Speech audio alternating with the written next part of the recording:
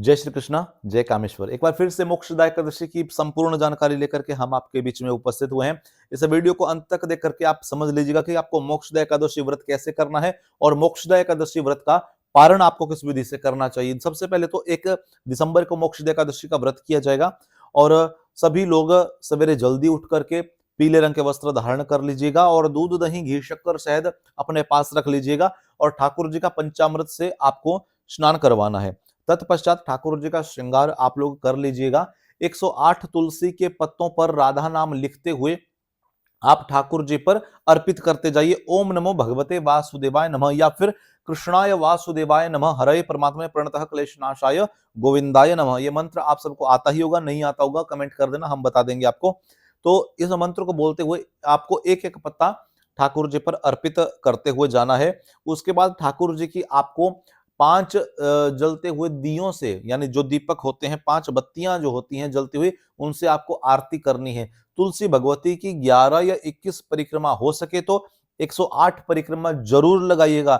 जो लोग मोक्षदा एकादशी के दिन तुलसी भगवती की 108 परिक्रमाएं कंप्लीट कर लेते हैं, लगाते हैं, तो उनको 1000 अश्वमेध यज्ञ करने का फल प्राप्त हो जाता है। इसलिए तुलसी भगवती की सेवा इस दिन जरूर करनी चाहिए। कहते हैं कि जाने अनजाने में आपसे कैसा भी पाप हुआ है, मोक्षदा एकादशी का व्रत आप लोग कर लीजिएगा, अन्य किसी भी योनियों में भटकने की आपको आवश्यकता नहीं पड़ेगी। इस दिन गीता जयंती भी मनाई जाती है, यानी कुरुक्षेत्र की धरती पर भगवान श्री कृष्ण ने अर्जुन को 45 मिनट तक रविवार के दिन, जिस दिन मोक्षदा एकादशी थी, उस दिन गीता का ज्ञान दिया था। इसलिए गीता जी के 12वें या फिर 18वें अध्याय का आप पाठ जरूर करिएगा। यदि समय हो तो 18 के 18 अध्याय का पाठ कर लीजिएगा, समय नहीं है तो इन दोनों में से कोई एक अध्याय का पाठ भी आप लोग कर सकते हैं।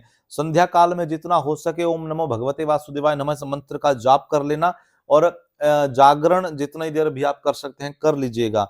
चावल खाने से आपको परहेज करना है, प्याज लहसुन खाने से बचना है और किसी भी प्रकार का तामसिक भोजन जो होता है, नॉनवेज इत्यादि, शराब का सेवन नहीं करना है। जितना हो सके आप सात्विकता में ही रहिएगा। बहुत बड़ी एकादशी मानी जाती है। देखिए, अगले दिन 2 दिसंबर को सूर्योदय के बाद आपको इस व्रत का पारण कैसे करना है।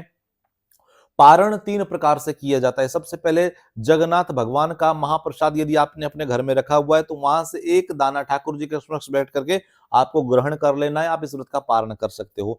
यदि ठाकुर जी का चरणामृत पास में रखा है या ठाकुर जी पर चढ़ा हुआ तुलसी दल है, उसमें से थोड़ा सा लेकर के आप ग्रहण करके इस व्रत का पारण कर सकते हो। तीसरा, 7 प्रकार का अनाज ब्राह्मणों को, साधुओं को दान करिए, गौ माता की सेवा करिए, अपनी थाली से गौ माता को थोड़ा सा भोजन निकालिए और कुत्तों की सेवा जरूर करिए। कोई जरूरतमंद आपके दरवाजे पे आ जाए, कोई गरीब व्यक्ति आ जाए, उसको बिना भोजन कराए मत जाने दीजिए। और उसके बाद आप सबको भोजन करवा लेने के बाद अपना भोजन आप कर सकते हैं। तत्पश्चात आप भगवान का जितना हो सकता है कीर्तन करिए, नाम जप करिए, प्रेम से मीठी वाणी से व्यवहार करते हुए किसी को बुरा नहीं बोलना है। इस प्रकार से ये एकादशी का व्रत किया जाता है और इस व्रत को करने का आपको पूर्ण फल मिलेगा। और इस वीडियो को आप सब लोगों तक शेयर अवश्य करिएगा। हमारे चैनल को सब्सक्राइब अवश्य कर लीजिएगा, क्योंकि इस चैनल के ऊपर आपको व्रत त्योहार फेस्टिवल की अनेकों जानकारियां मिलती ही रहती हैं।